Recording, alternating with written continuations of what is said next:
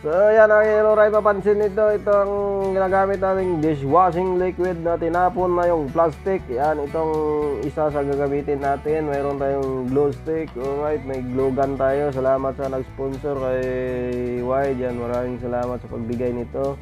Tapos mayroon tayong ballpen ito, itong lalagay natin mamaya sa kanyang daluyan ng tubig. At so may color pen tayo dito, ang gamitin natin, ilisi, yan, kailangan natin.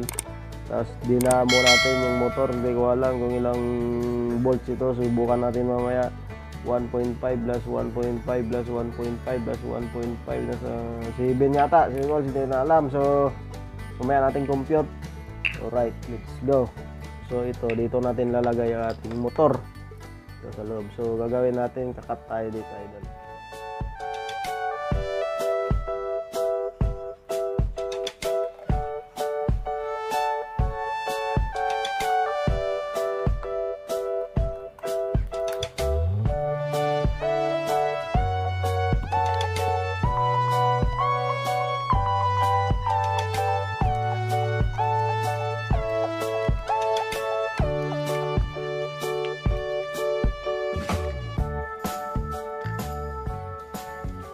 So yan na guys, alright, naputol na natin pati ito sa kabila kasi ito kasi takip natin yan mamaya dito.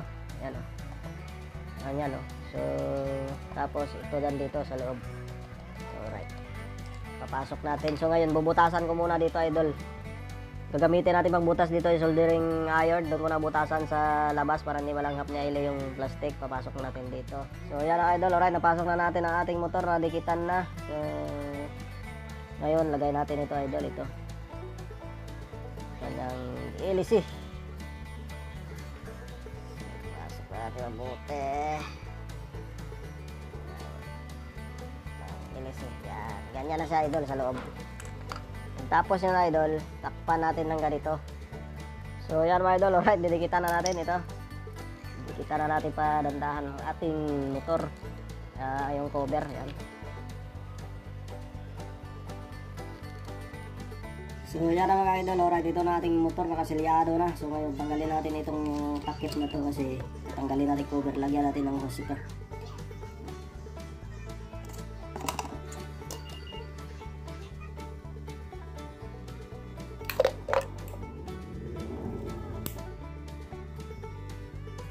So yan mga idol, alright, ito pasok natin dito. Ayan. Yes, kasi ito yung magsisip-sip sa atin ng tubig galing sa aquarium. Yan, lagay natin dito. So ganoon na siya, idol. Kasi ito ginawa ko para lagay na lang ito.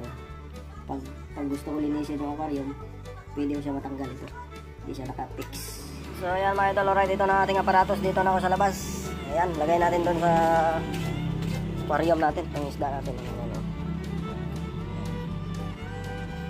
tatlo sila yung kulay black na yan, yan, masungit, parang nangangaway siya. So lagay natin dito, idol.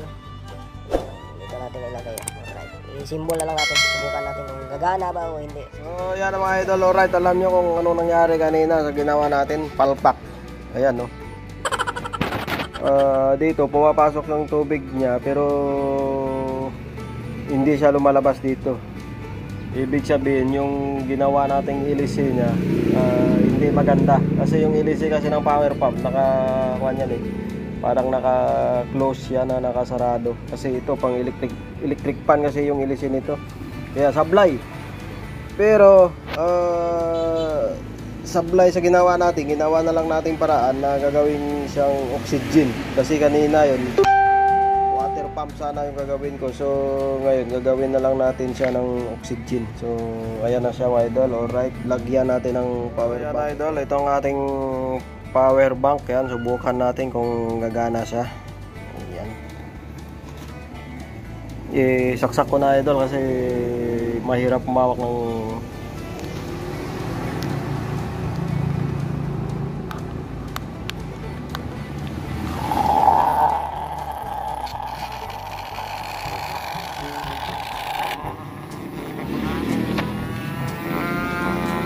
So yan mga idol, alright, gumana ang ating motor na ginawa kanina na power pump, nagiging oxygen na lang ang kalalabasan kasi nga sablay.